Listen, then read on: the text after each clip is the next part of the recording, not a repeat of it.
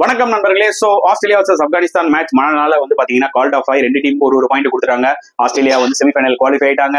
Afghanistan unfortunately தேர் almost out. ஓகேங்களா, practically தேர் almost out.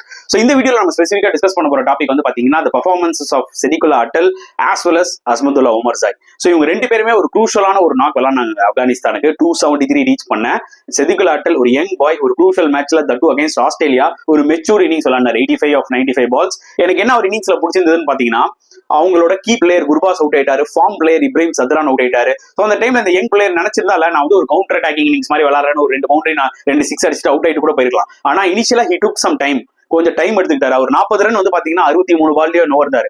அதுக்கப்புறமா பாத்தீங்கன்னா ஸ்பின்னர்ஸ் வந்ததுக்கு அப்புறம் அப்பப்போ அட்டாக் பண்ணி சிக்ஸஸ் அடிச்சிட்டு இருந்தாரு. அவர் அவுட் ஆகும்போது பாருங்க 95 balls 85 எந்த அளவுக்கு காம்பன்சேட் பண்ணாரு பாருங்க. such a beautiful innings. and உமர்சாயும் பாத்தீங்கன்னா absolutely ஒரு fantastic another superb cameo. 67 of 63 our knock மட்டும் இல்லனா 273 அச்சீவே பண்ணிருக்க முடியாது.